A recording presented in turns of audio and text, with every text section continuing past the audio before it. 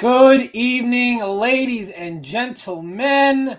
Welcome to Schmoe Me the Money with your boys Buck and Quiz Show. We're just here to talk some Schmoedown. Luckily, this week it's only 4 matches and not 7 matches, and we will stay on task, unlike last week, because that was look, last week we still got everything done. Last week was pretty crazy. Not as crazy as Miley Cyrus. Like all of a sudden I'd be trying to prove that I'm not crazy when I knew I wasn't crazy. Right.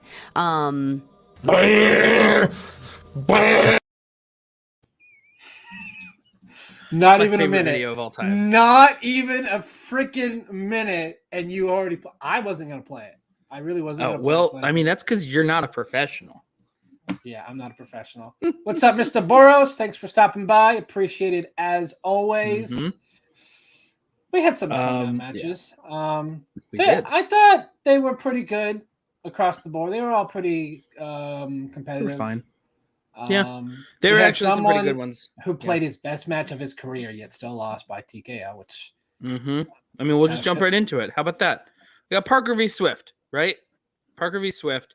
And what happened there was just, it's a tragedy, man. We got Parker, who had a solid, though losing debut against Amaru Moses, who, as we know now, is the #1 contender to face Mike / Chandru. Did you see that fucking tweet? Dear Jesus Christ. Which tweet? I saw several tweets today. I saw all of it. It's the one from today. Yeah. The one where he basically said he's not going to defend. I'm like, oh, I'm so glad I get to go and see this in person. Did you see that Rachel Cushing responded and just said, fuck you? Yeah, she was not happy by what he said. No, not at all. Rachel Cushing is not a fan of the chosen one. Well, I mean, not many people are, at least as the character. Not a lot of people. Like, he's very good at like leaning into the heel aspect, and that was an incredibly heelish tweet. I know, but from what we've heard, is a lot of people don't like him, like outside of his he has rubbed people the wrong way. Yeah, I mean, like that. A lot of that is a lot of people hope so too. But at the same time, some of that can be hearsay. Some of that is fact. I think that it's going to be a great match either way. It'll be fun to see Chandru now have to play in a live setting again, and I'm wondering if the boos are going to get to his head. You're going to. We've heard from a lot of people, Shug. Lots of people over the last year. A lot of people. Yes, but we're not here to talk about them. We're not here to talk about them. Parker and Swift. Yeah, that's exactly it. We're here to talk about Parker and Swift, and we're here to talk about how Parker did what he had to do. All right, Parker's missed like one question this whole year. Oh yeah, and he missed one question that was against Chandru, and then he checked down Suge Knight. Choice. That's my source. All right, Suge Knight is my source. And I mean, you could say that Shannon is a source because she just flat out says it on Twitter. But right. Parker did exactly what he had to do. Did what was expected of him, which was he went perfect, basically. Difficulty of question means nothing to Parker. He's basically just a prodigy when it comes to IG.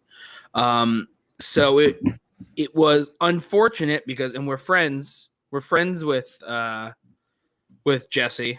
Don't you put that on me. Don't you put that evil on me, Ricky Bobby. Don't you do it. I'll do what I want. So we're friends with Jesse, of course. And we know the work ethic that goes into it. And so, on the one hand, there was, of course, the expectation of, well, Parker's going to win and just kind of like be done with it. But I think what mattered most was how much of a fight was Jesse going to put up against him. And the end result was a pretty good fight. Like it went to TKO, but it went to TKO despite the fact that Jesse played the best game he's ever played. He missed 3 questions the whole time. He missed 2 in round 1, and he missed 1 multiple choice question. No. Oh, no. He missed 2 in round 1. He missed 4 questions because he also missed his 5. Yeah. caused the Flourish and ticket. Blots. That's right. And it was, you know, it was disappointing to see that, but he got over 20 points. His points, he got 21 points. His points were old enough to drink, and he just it still didn't get him past that that threshold to make Parker answer a round 3 question. So it's this weird thing where this was both the best game he played and the worst punishment to his faction, which was lose a point through the match. But I don't know. I come out of watching that match and seeing someone who's continuing to grow as a player, who I think is only going to continue to get better. And maybe it's because I also know the work ethic that goes into him. Parker wasn't surprising. Parker did exactly what Parker needed to do. Parker is an heir apparent. Missed one question all year. That was against Chandru. And then Chandru missed one right back. And then that game, the only difference was that Parker went down to multiple choice on a single question. Yeah, he missed a fantasy sci-fi question. I don't remember what it was. And yeah, he checked down for TMNT, lost 18-19. I mean, lost 28-29. Yeah. It was rough. It was rough for sure.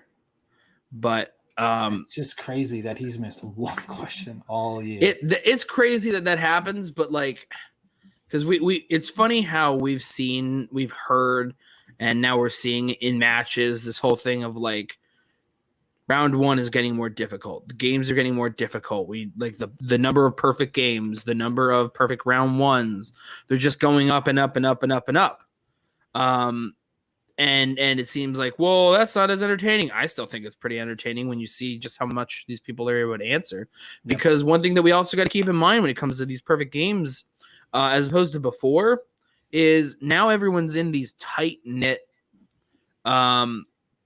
these super tight-knit factions where everyone's constantly having study sessions. They're constantly working together. They are putting in more effort than they ever have before. And it's because they care.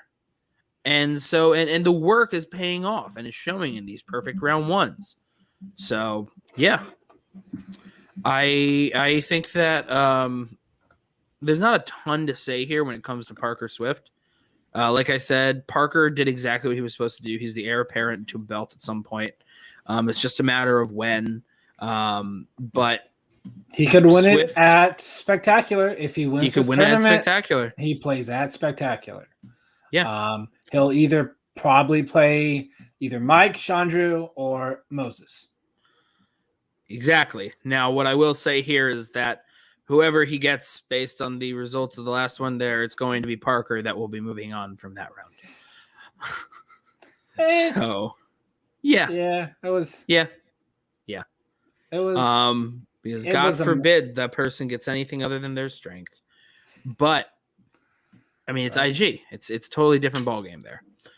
And I don't know. I don't have a whole lot more to say on it because I think a lot of people have said a lot. I'm kind of bummed that Jesse doesn't get another match this year. Or it's unlikely that Christian will schedule an IG match outside the tournament now. Unless, from my understanding, unless there's some sort of like surprise when it comes to matches being organized, the only matches left for the rest of the year that are at least the intention, because of the amount of stuff that has to be organized, will be tournament matches, and then also the mini gauntlets.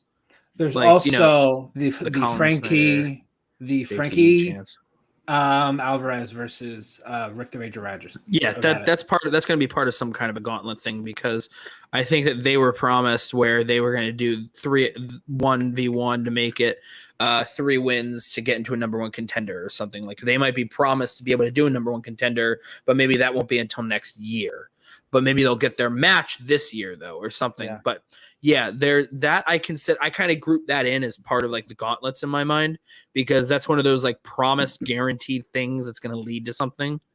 But outside of tournaments, we have Snyder versus Chance and JTE versus Collins, which will be very interesting to see based on that, what the outcome is going to be. Both are on a pay-per-view a week from Friday.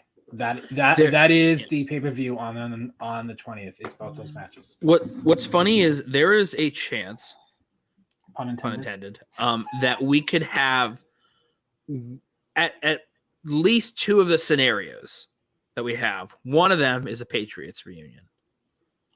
In terms of Patriot v. Patriot. Yeah, we could. That Another could one, be a number one contender match. Yeah. Another one could be Corruption v. Corruption. And it would be crazy if it was Corruption v. Corruption, and if Marisol beat Ethan, then it's an all Corruption singles. Would be ridiculous. Like, that would be insane. Yeah. That would be crazy. That would be wild. I nothing against Collins and Chance, but I want to see Snyder versus JTE. Just as a fan. I mean, as a fan, yeah. The only one of these guys that hasn't gone for I want to see Chance and JTE duke it out for number one contender matches, because I haven't seen them do that for singles before. I don't think Chance has ever done it. We know JTE hasn't done it. They're both on these. Or was that? I don't think JTE has done it. I think JTE's done teams and stuff. No, I think he had a number one contenders match in season something. Leo Logan, if you're still in the chat, let us know. Has JTE been in a number one contenders for singles before? I feel like he has. No. Oh, that would be fucking hilarious. The moment that Chandler misses something, then suddenly it just... Should I put that on my phone? Turn it up all the way and Chandler misses a question and just... Oh, yeah, that's right, because you're going to be there. You're going to be there at the cantina. I am. And here's what I need you to do, Buck. I need you to break your NDA and live tweet what's going on. Okay. No, just text me. Text me. No, don't do that. Don't break your NDA. I'm joking. No, don't do use that. your other. Use your other. Yeah. I'll use my other sources. I'll text the players while they're on the stage. Hold on. I want to check. What else is there? There's. So he had a championship match in 2016 against Mark Riley.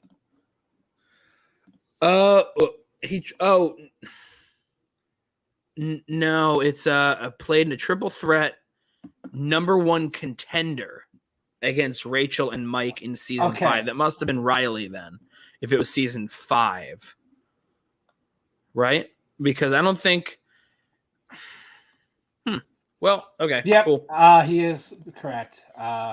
Cool.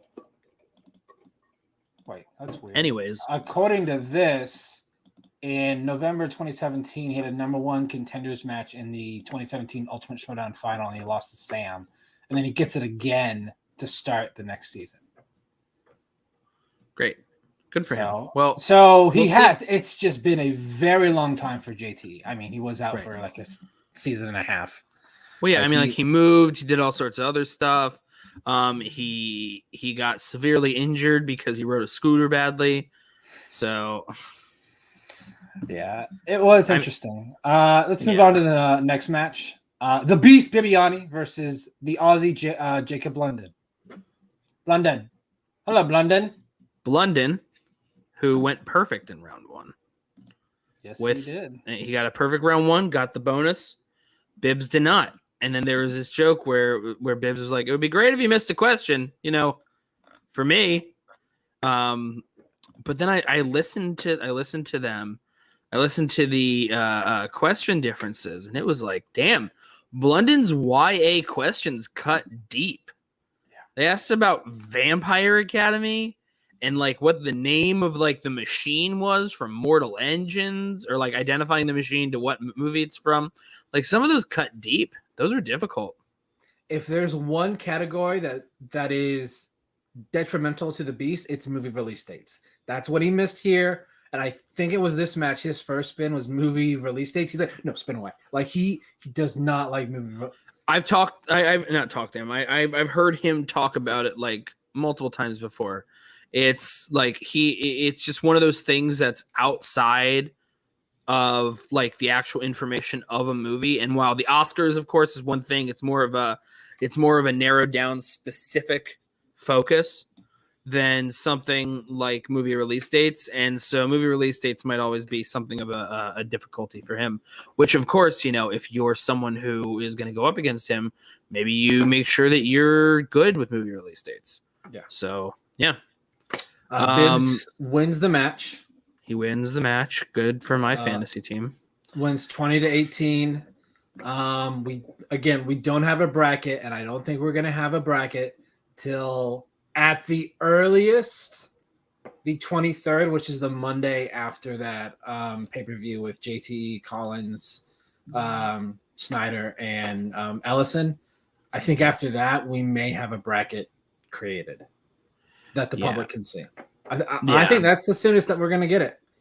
Yeah, it's kind of weird. Like, to me, what'll probably happen is he only has up to August 20th announced, because they probably have a quasi bracket in place. Because I mean, Christian posted on the Facebook page, like kind of how the numbers shake out too, for each side or something like that. He also posted who's for each faction, who are the four. Yeah, no, he definitely posted that, and there's some very curious things, of course, like, you know, there's no Roca, there's no Snyder, there's no Goddard, there's no Preston. Very interesting to see people that are stepping aside. You know, it's even more difficult considering, like, when it comes to Goddard and Preston, like they were signings before the draft, and they then became like a liability, basically. I mean, like, each of their games they played pretty well, if not like incredibly well. Both losses, by the way, in singles against JT. Yep. Well, one of Paul's losses was against JTE. Yes, he beat James White, who was in the tournament for corruption. Yeah. Who he's playing, we don't know. All we know is that James White is in the tournament. Yeah. So, and we know that, what is it? I think like Kalinowski is an alternate for whichever one between Chance and Collins. If either one of them get through to the end and win the number one contender of the gauntlet, then the other one will then be in the tournament. Well, I mean, like, if Collins and Chance, neither of them get it, then they'll both be in the tournament. If like Chance does, then Mike will be in the tournament on his behalf. We're not on his behalf, obviously, just participating. Mike Kalinowski doesn't have to deal with Perry, so there's that. That was his last singles match, by the way. Was that lost to Perry last year in the round one of the singles tournament? Yeah. I mean, I think he's just like, let me focus on the two belts that I know I can get, IG and team. Which to me, I think is just a little crazy, because I don't know, maybe it's just my belief, but other than like working with your partner on certain things, teams is the same as singles. It is. It's the exact same thing. You just have someone else that answers some stuff alongside you. So in round that's two. Why, right. And that's why, and then of course, like one of the round 3 questions or something. Yeah. That's why when like people are like, oh, he might be stretching himself so thin because he's going after 3 belts. Well, no, not really. He's doing 2 sets of questions, IG stuff, and then the singles teams, because singles teams are the same kind of stuff. They're the same level. Yeah, the team of like King Arthur. I love King Arthur. That's great because of King Khan, and his name is Arthur in the Tick. Yeah, the fact that the Barbarian is not on a team, like, I don't get that. And Barbarians wanted to be on a team so many fucking times. The only thing I can think of is that he kind of was like, let's just let someone else do it. Like, there's no one on the faction that's probably on the same level as him or something. I wonder if there was I don't know, something that happened between Roca, where they just kind of were like, all right, well, I'll step aside, I guess, and let what's up?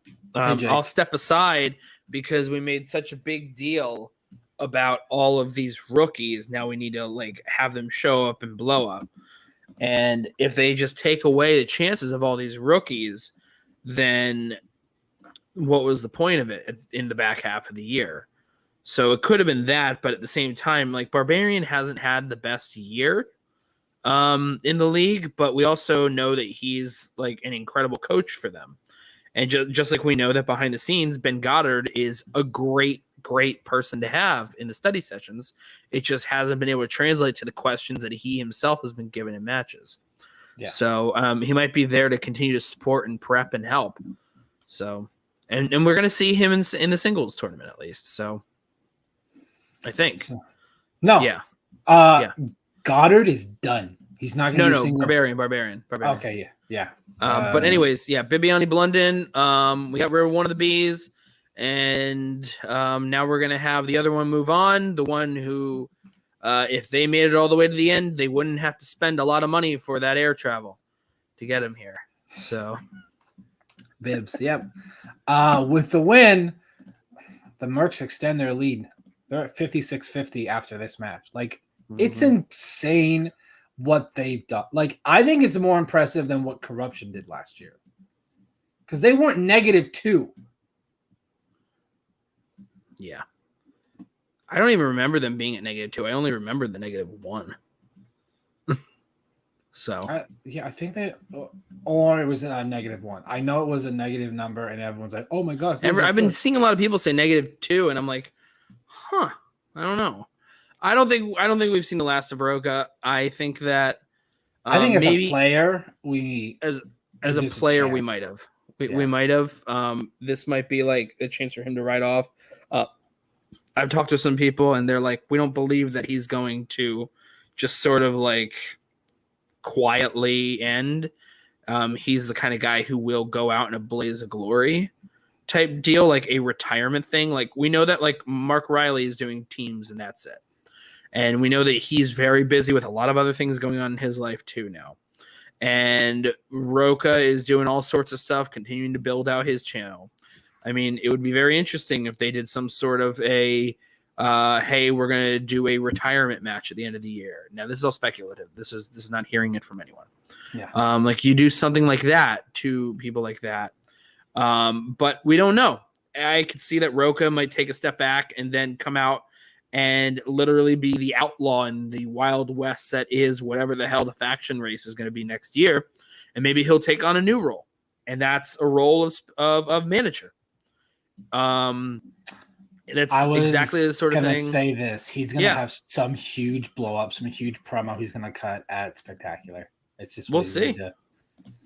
What was it? Last year was the first year like ever that he wasn't in Spectacular. Yeah. So this year, I just don't see him being cut out like that again.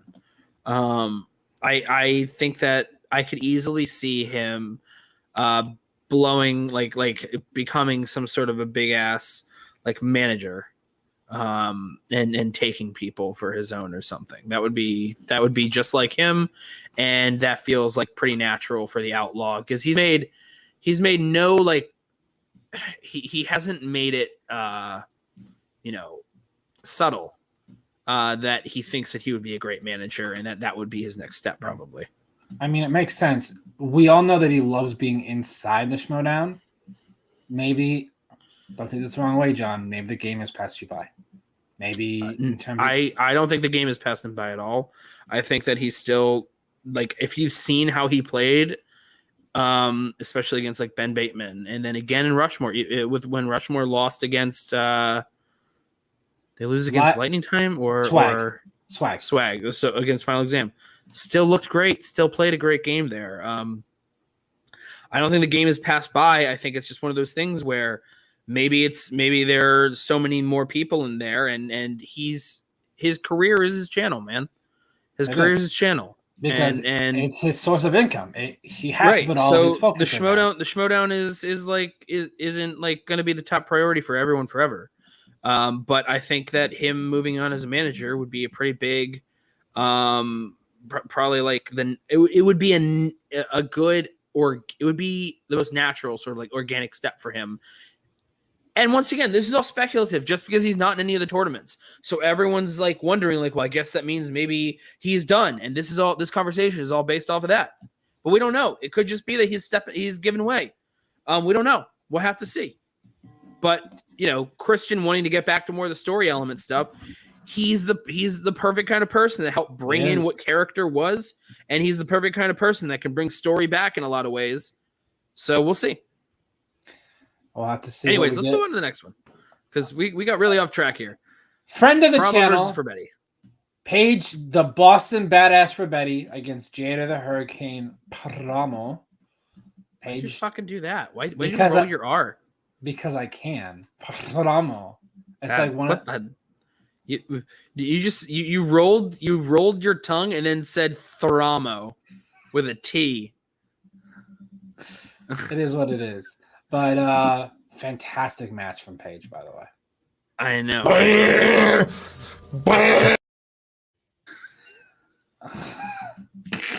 Son of a bitch. You little son of a bitch. Don't call my mom a bitch just because she is. Anyways. No, it was a great match. Paige up after round 1. Jada up after round 2. She has to hit her 5. And then he has to hit his and he doesn't get it. And it was one of those things where it's like, I don't think that there were any difficult questions in that match, but it also shows sometimes where like your expertise lies, like what things you just happen to know and what stuff you just happen to not know. Also, an interesting ruling on a challenge. Very interesting. They've had the exact same challenge in the past where they ruled in favor. I believe, if I'm not mistaken. We call her name and she appears. I know, right? That's me with Joe Rogan, if you didn't know. I knew that person looked familiar. I knew it. And she came in just in time. Good for her. Like she knew. It's like you texted her saying, we're talking about your match or something. I did not text her. I promise you I didn't text her. But it was an interesting ruling. And I'm pretty sure it was John Roca. And correct me if I'm wrong.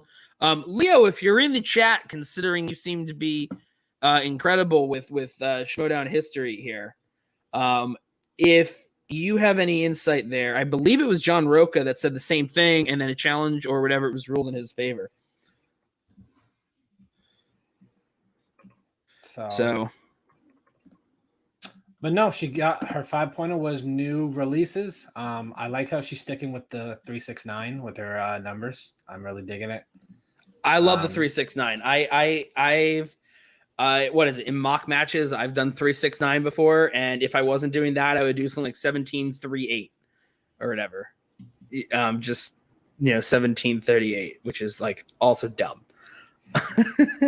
Just dumb. But with the win, the suspects continue their climb in the standings. Like, yeah. Their run is also just as impressive as the Mercs because they both were pretty far down there. They both wrote "Don't mess with the Zohan" and were denied. Yeah, so here's the thing when it comes to that, if I'm not mistaken. So, all right, so then they wrote it, they were denied, but luckily they both wrote it, so it was consistent across the board. So that must have been the precedent of why they definitely denied it. This whole benefit of the doubt thing, I guess it has to do with the title has to be completely correct, but like if a name of a person is slightly off, then they're different. Like you can't say Chazzik Bazin, JT, but you could say Idris Elba. So, which is very funny that Greg Alba, that's his nickname. Dude, the first time Christian read, he's like, of course, he got so pissed that he's. Yeah. It was so great. I was like, this is an ultimate troll job by Greg, and I'm all for it. But no, she got Judd Apatow. And that, I don't know. I thought that ruling was, I'm like, it was a weird ruling, but at the same time, I get it because when it's not when it's not a word like the or something like that, Or and it's a. the word you. So I get it. I get the. I think that if Jader didn't challenge it, I would have been fine with it. But with the challenge, I understand it. It makes sense. But luckily, it didn't shake Paige. She was able to keep going and keep working at it. And he just didn't hit the 5. I mean, look, they're both friends of the channel. Love them both. They're both great. And I think that it just sucks that, I mean, the lead wasn't as big as it could have been just based off, but that was a 4-point swing because he got an extra question and he knew the answer to that as well. So, and he got the steal on it too. Yeah, that's what I mean. Like he got a new question from the extra question, so he got the 2-point steal as a result. I don't even remember what the question was, but it was. I don't either. Yeah. I thought you used to write all the questions. No, I just write the categories and who got it right and who got it right and wrong. Oh, just to kind of keep track of that sort of stuff. Yeah. It doesn't matter because the point is it's not about. Here's the thing. As he was starting to challenge it, she said, "You don't mess with the Zohan." So it nullifies that, and it doesn't matter because they didn't go through the process of the match, which involves ask the question and then give the answer. So I get what you're trying to say there, ASG, but yeah. Daniel Radcliffe in Trainwreck, that's right. Okay, yeah, as the dog walker. Okay. That's right. That's which is not a bad, which is a pretty good poll considering it's a round 2. Considering you don't get multiple choice for like that role. So, but look, Paige won in the end, and now Paige is going to be moving on. Paige is one of the more impressive singles rookies that we have right now with a record won 2 in a row. She's won 2 in a row. And it's been like the matches have aired fairly quickly, so it wasn't like she had a lot of time in between the matches. Correct. Well,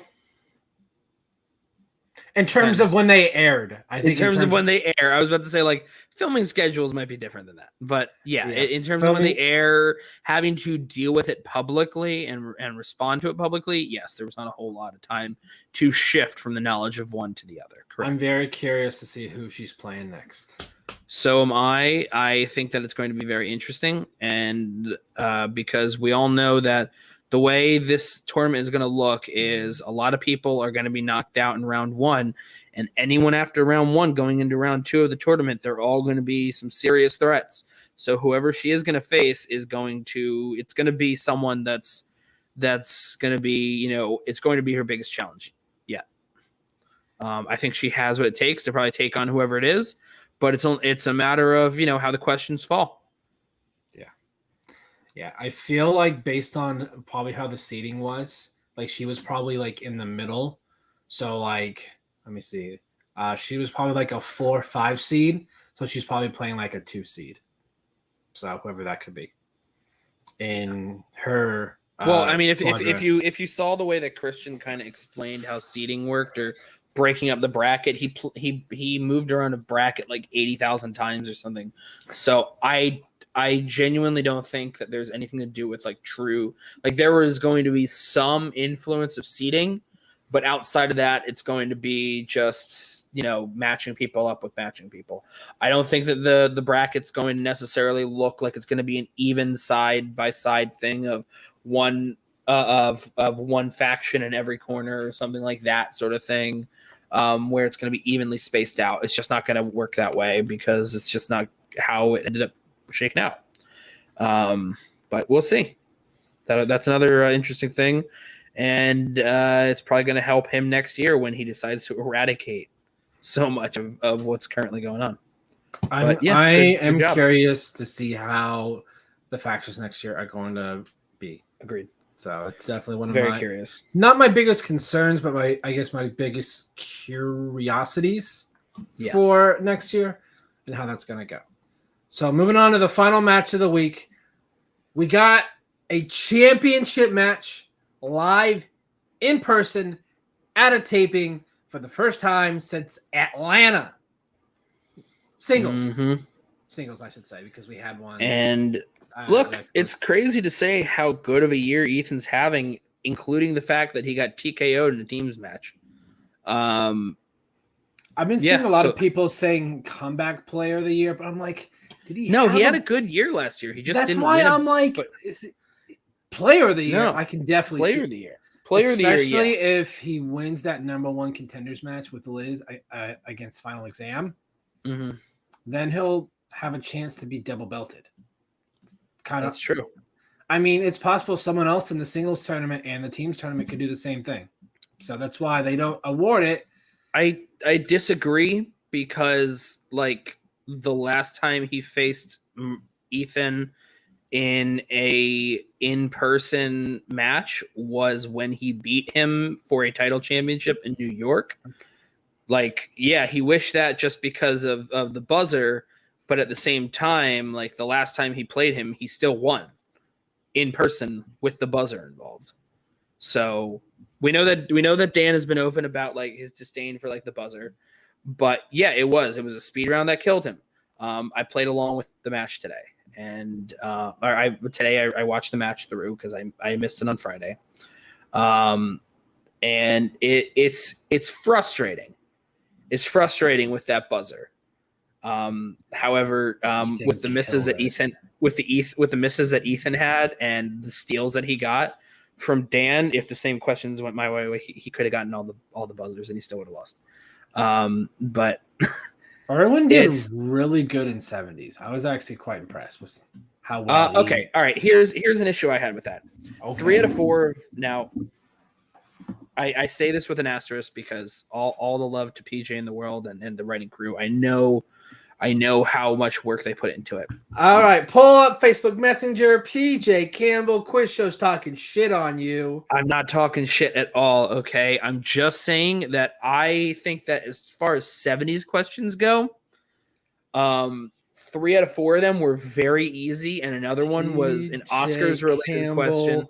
What are you doing? Quiz Show is talking shit on your I'm giving how. Yeah. So I'm just saying that the 3 out of 4 of the questions were were not difficult at all. And one of them was like was definitely like a harder question that, I mean, I got it on multiple choice because I knew the name. I just couldn't pull it. And I'm glad that he went to multiple choice. And I got it from that one. But the other ones, I was surprised at the level of difficulty for them, just because, like, the level of difficulty that, and this goes for all of it. This goes for round 1. This goes for round 2. This goes for round 5. I'm surprised by the level of difficulty in those questions, considering it was a singles, it was a championship level match, and we know that they've been trying to make things much more difficult, much harder, and they've been making things harder for people in like regular matches. So I was surprised to see it be not as difficult. Like the Cloud Atlas thing, that was a difficult one. I would have guessed 6. Only because she's one of the major actors in that movie, and a handful of the big ones are in all 6 stories. So that's the one I would have guessed. But I wouldn't have felt like confident in it. And then on top of that, like the betting round, I have no idea how I would have done with the betting round. Like that is such a crapshoot when it comes to the buzzer, and that was a huge swing. There was a huge swing there, and Ethan's really good on the buzzer, and Dan is not great. 13-11 going into the buzzer round, and then this was a low scoring match. If you look at the first 4 rounds, yes, but once you add in that 5th round, it's middle of the road scoring. It was 24-25. Yeah. It's funny because, like, I know of like their singles matches that have gotten more points. Yeah. And Dan got the perfect round too. He got a perfect first round too. So it sucks. And it sucks because it's like, I'm thinking it's like they were like gimmies that he got too. Like, what was the movie that, like, another single question that lost him the match? Under directors, what was the first movie that Spike Lee received an Oscar nomination for Best Director? And we know that he got that Do the Right Thing was completely snubbed by everything except for an original screenplay nomination. And then he also like Black Klansman was his breakthrough into the Oscars. Like these are things that I thought that he would have known. And so it was surprising to see him miss these things that felt like more common fact. And it's just these little things, because if he got that was a 2-point swing, or that was a 1-point swing there because it went over to Ethan. It would have been 2 points in his favor if he had just gotten that easy question there. So it was disappointing to see him miss there, but you know, he might be the greatest of all time, but he's still human. 7 points to the suspects. So that puts them currently in 3rd place. That's amazing. Yeah. What points? They were at the bottom again. They were at the bottom at one point. Yeah. Like we all thought, is Sam a good manager? Now he is. It was yeah, but I mean, how much of the points how much of those points have been because of Ethan now? Ethan and Liz, a good portion of them. Mostly Ethan, but like how many are involved because of Ethan? Just like how many of the dungeons points are because of Dan? How many of the points are because of Mara? Well, just 7. But like how many of the Mercs are just because of championship matches? How many of Corruption's last year are just because of Collins? So their singles tournament run was legend. Yeah. I wonder if we're going to see something like that. I mean, obviously we're going to see it again. You have to win that many matches to win the tournament, but I'm talking about someone not expecting it. Like if Paige did that, I would say it's on that sort of level of someone we were not expecting to make that run to the singles tournament and winning it all. Agreed. Same. Yeah. So I would love to see that happen for her. But it all depends on who she plays next, and then if that works out, who she plays next. Because we know that whoever's going to be in round 2 of this, they're all going to be vicious killers. Yeah, everything from here on out. Once you get into round 2 for the singles tournament, especially with a 32-person tournament, everyone you face is going to be top-tier talent. So it's not like, oh, I don't want to face them, or I think they're not that much of a challenge. Everyone's going to be then like Nikki DiMolanta for the suspects. Like we're just talking about people that could make runs. But Nikki DiMolanta has like, I forget who it is. If in one scenario she goes against Gold Leader, like that's very difficult. Like she's going into a that is if Andrew wins the title match, right? And then there's in an IG they put in ERWIN, and we'll see. We'll comment on ERWIN after it airs publicly tomorrow. But I think that ERWIN as an IG player may be surprising. We don't know because I've heard that he knows more geeky stuff than he lets on. But I also think that regardless of if he wins or loses against Oyama, neither of them are the best IG players in the world, and they're both going to, either one of them, they'd run into Parker, and Parker's a buzzsaw. So this is if Thomas Harper wins. She plays Scrimshaw. And it's been a long time for Scrimshaw. But he has such a vast knowledge that... Yeah, but the interesting thing is everyone has a vast knowledge now. So we can't just say they have a vast knowledge.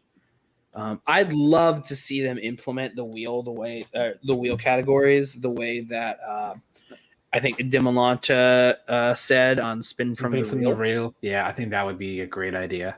Maybe for next season. I doubt they would change that mid-season. No, but it's interesting. It is. It is a fantastic idea. I would like to see them. It's a way to change up Star Wars.